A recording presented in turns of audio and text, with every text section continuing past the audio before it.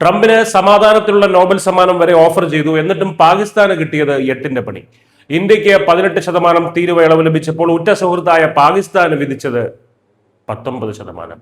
വാഷിംഗ്ടണിൽ ചെന്ന് ഫോട്ടോ എടുത്താൽ മാത്രം പോരാ, നട്ടെല്ല് നിവർത്തി നിൽക്കാൻ കൂടി അറിയണമെന്ന് പാകിസ്ഥാൻ ഇപ്പോൾ പഠിക്കുകയാണ്. കഠിനമായ ആ പാഠം പഠിക്കുകയാണ്. ഇസ്ലാമാബാദിൽ ഇപ്പോൾ പുകയുന്നത് വെറും പ്രതിഷേധമല്ല, കടുത്ത നാണക്കേട് കൊണ്ട് തൊലിയുരിയുന്ന ഒരു ജനതയുടെ രോഷമാണ്. ഇന്ത്യയും അമേരിക്കയും തമ്മിലുള്ള പുതിയ വ്യാപാര കരാറാണ് ഇപ്പോൾ പാകിസ്ഥാനിലെ ചർച്ചാ വിഷയം. കരാർ പ്രകാരം ഇന്ത്യൻ ഉൽപ്പന്നങ്ങൾക്ക് അമേരിക്കയിൽ 18% തീരുവ നൽകിയാൽ മതി.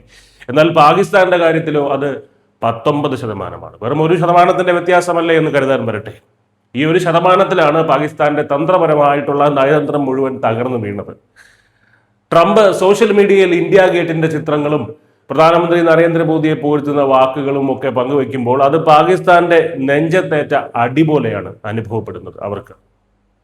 ഇന്ത്യക്ക് അനുകൂലമായ ഈ ഒരു കരാർ യഥാർത്ഥത്തിൽ പാകിസ്ഥാന്റെ നയതന്ത്ര പരാജയത്തിന്റെ സാക്ഷ്യപത്രമായി അവർ കാണുന്നു, അല്ലെങ്കിൽ അങ്ങനെയാണ് അവർ അതിനെ വീക്ഷിക്കുന്നത്. കഴിഞ്ഞ കുറെ മാസങ്ങളായി പാകിസ്ഥാൻ പ്രധാനമന്ത്രി ഷഹബാസ് ഷരീഫും സൈനിക മേധാവി ജനറൽ അസീം മുനീറും വാഷിംഗ്ടണിൽ കയറിയിറങ്ങുകയായിരുന്നു. ട്രംപിനെ സൂചിപ്പിക്കാൻ ചെയ്യാത്തതായി ഇനി ഒന്നും ബാക്കിയില്ല. സമാധാനത്തിനുള്ള നോബൽ സമ്മാനത്തിന് ട്രംപിനെ നാമനിർദ്ദേശം ചെയ്തു, സമാധാന ബോർഡിൽ ഉൾപ്പെടുത്താമെന്ന് വാഗ്ദാനം ചെയ്തു. ചുരുക്കത്തിൽ ട്രംപിനെ സോപ്പിട്ട് കാര്യം കാണാൻ പാകിസ്ഥാൻ ഭരണകൂടം കിണഞ്ഞു ശ്രമിച്ചു.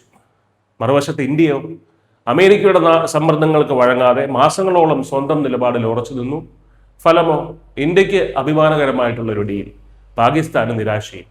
ഉറ്റ സുഹൃത്ത് എന്ന് പാകിസ്ഥാൻ അവകാശപ്പെടുമ്പോഴും കച്ചവടത്തിൽ ഇന്ത്യയോടാണ് അമേരിക്കയ്ക്ക് താല്പര്യം. പാകിസ്ഥാനിലെ ഇപ്പോഴത്തെ സംസാര വിഷയം ഈ ഒരു നാണക്കേടാണ്.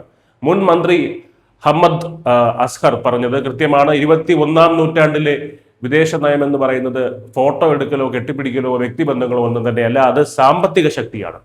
വെറുതെ പോയി ഫോട്ടോയ്ക്ക് പോസ്റ്റ് ചെയ്തത് കൊണ്ട് കാര്യമില്ല എന്ന് പാക് ജനത തന്നെ തങ്ങളുടെ ഭരണകൂടത്തെ പരിഹസിക്കുകയാണ്. ഇന്ത്യ യൂറോപ്യൻ യൂണിയനുമായും US-ഉമായും ഒക്കെ കരാറുകൾ ഒപ്പിടുമ്പോൾ പാകിസ്ഥാൻ വെറും കാഴ്ചക്കാരാവുന്നതിലെ രോഷം സോഷ്യൽ മീഡിയയിൽ അണപൊട്ടുന്നുണ്ട്.